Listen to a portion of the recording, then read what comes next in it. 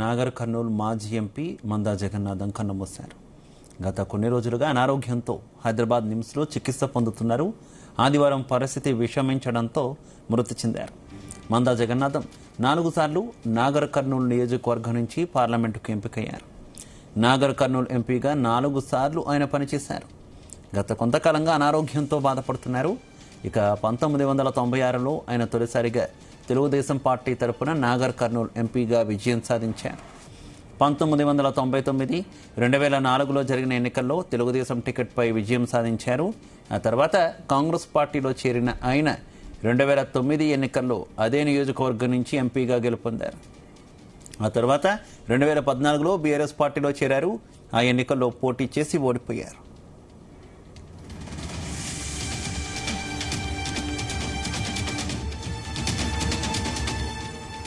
ఇక 2019 ఎన్నికల్లో ఆయనకు టికెట్ దక్కలేదు. ఈ నేపథ్యంలో 2022 జూలై 1న ఢిల్లీలో రాష్ట్ర ప్రభుత్వ ప్రత్యేక ప్రతినిధిగా అప్పటి సీఎం కేసీఆర్ ఆయన్ను నియమించారు.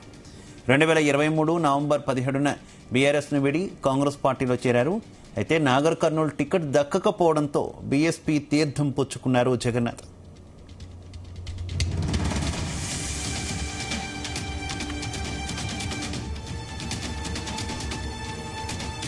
మాజీ ఎంపీ మందా జగన్నాథం కన్నుమూశారు. ఆయన నాగర్ కర్నూలు ఎంపీగా 4 సార్లు పోటీ చేసి గెలిచారు.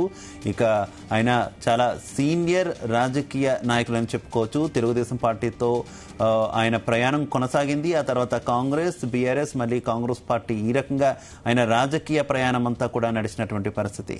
ఇక ఆయన మృతికి సంబంధించి మరింత సమాచారం మా కరెస్పాండెంట్ శశి అందిస్తారు. శశి. తెలంగాణ రాజకీయాల్లో, రాష్ట్ర రాజకీయాల్లో తీవ్ర విషాదం చోటు చేసుకుందని మనం చెప్పుకోవచ్చు. నాగర్ కర్నూలు మాజీ ఎంపీ మందా జగన్నాథము ఇవాళ కన్నుమూశారు. గత కొంతకాలంగా ఆయన అనారోగ్యంతో బాధపడుతున్నారు. ఆయనను హైదరాబాద్ నిమ్స్ ఆసుపత్రిలో గత కొంతకాలంగా చికిత్స తీసుకుంటున్న పరిస్థితి అయితే ఉంది. అయితే ఆదివారము సాయంత్రం 7:30 గంటలకు పరిస్థితి విషమించి తుదిశ్వాస విచారు. ఆయన మరణ వార్త విని ఆయనకు తెలిసిన సన్నిధులు కానీ, రాజకీయ నాయకులు కానీ, ఇతర ప్రముఖులు సంతాపం అయితే తెలియజేశారు. 1951 మే 22న నాగర్ కర్నూలు జిల్లాలోని ఇట్క్యాల మండలంలో ఆయన జన్మించడం జరిగింది. ఆయన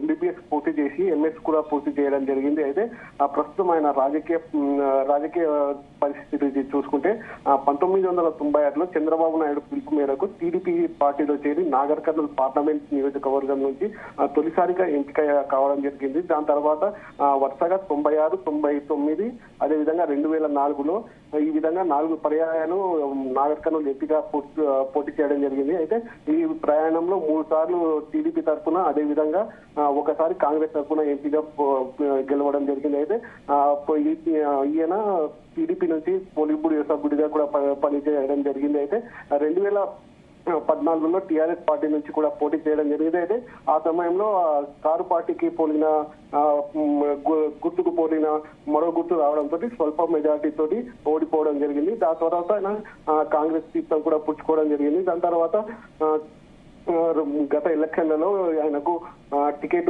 లభించకపోవడంతో ఆయన బీఎస్పీలో చేరడం జరిగింది. దాని తర్వాత మళ్ళీ కాంగ్రెస్ లో చేరి ప్రస్తుతం టీఆర్ఎస్ ఢిల్లీలో అధికార ప్రతినిధిగా అయితే పనిచేయడం జరుగుతుంది. శివ, ప్రస్తుతం ఆయన అంత్యక్రియలకు సంబంధించి ఏర్పాట్లు ఎక్కడ జరుగుతున్నటువంటి పరిస్థితి, అలాగే కుటుంబ సభ్యులు ఎవరైనా ప్రస్తుతం ఈయన మృతికి సంబంధించి ఏమైనా స్పందించిన పరిస్థితి ఏమైనా ఉందా?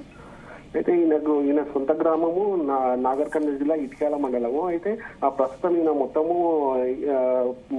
కుటుంబం నేపథ్యం మొత్తం హైదరాబాద్ లోనే కొనసాగుతుంది. ఈయనకు 2 కుమారులు, 1 కుమార్తె ఉంది. అయితే ఆ ముగ్గురు సంతానంలో అమ్మాయి ఎంబీబీఎస్ పూర్తి చేసుకొని గైనకాలజిస్ట్గా పనిచేస్తుంది. అదేవిధంగా 1 కుమారుడు ఎంబీబీఎస్ పూర్తి చేసుకున్నాడు, ఆయన కూడా ప్రాక్టీస్ చేస్తున్నాడు.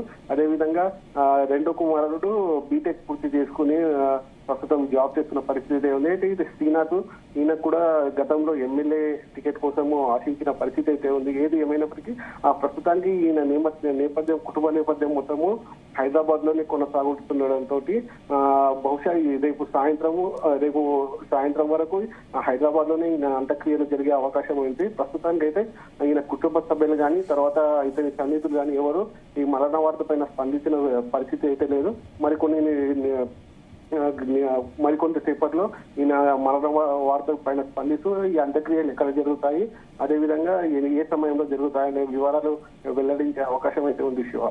అలాగే ఈయన మృతికి సంబంధించి పలు రాజకీయ పార్టీల నాయకులు ఎవరైనా స్పందించిన సిచ్యువేషన్ ఏమైనా ఉందా శశి? అయితే ఇప్పుడిప్పుడే ఈ వార్త నాగర్ కర్నూలు జిల్లాలో తెలిసిన పరిస్థితి అయితే ఉంది. ప్రస్తుతానికి అయితే ఈయన మృతికి సంబంధించి కొంతమంది ప్రముఖులు అయితే స్పందించారు. ఈయన మృతికి సంతాపం అయితే తెలియజేయడం జరిగింది. రాజకీయాలలో రాజీలేని నాయకునిగా అందరికీ సుపరిచితుడిగా ఉంటూ ప్రజలను కూడా పేరు పెట్టి పిలిచే నాయకుడిగా ఉంటూ 4 పర్యాయాలు ఉమ్మడి మహబూబ్నగర్ జిల్లాను శాసించిన పరిస్థితి అయితే ఉంది. ప్రస్తుతము ఈయన పోలిట్ బ్యూరో సభ్యుడిగా ఉంటూ రాజకీయాలకు మాత్రం దూరంగా ఉంటున్న పరిస్థితి ఉంది. ప్రస్తుతానికి ఈయన మృతి పైన ప్రముఖులు అయితే ఎవరు స్పందించలేదు. కేవలం సోషల్ మీడియా ద్వారా కానీ అదేవిధంగా వార్తల ద్వారా కానీ సంతాపము తెలియజేస్తున్న పరిస్థితి ఉంది. ఇది ప్రస్తుతము నాగర్ కర్నూలు జిల్లాలో మాత్రం ఈ వార్త తీవ్ర విషాదాన్ని అయితే కలిగజేస్తుంది. ఈయన అభిమానులు ఒకసారిగా తీవ్ర విషాదంలో కూరుకుపోయారని చెప్పుకోవచ్చు. Okay, thank you.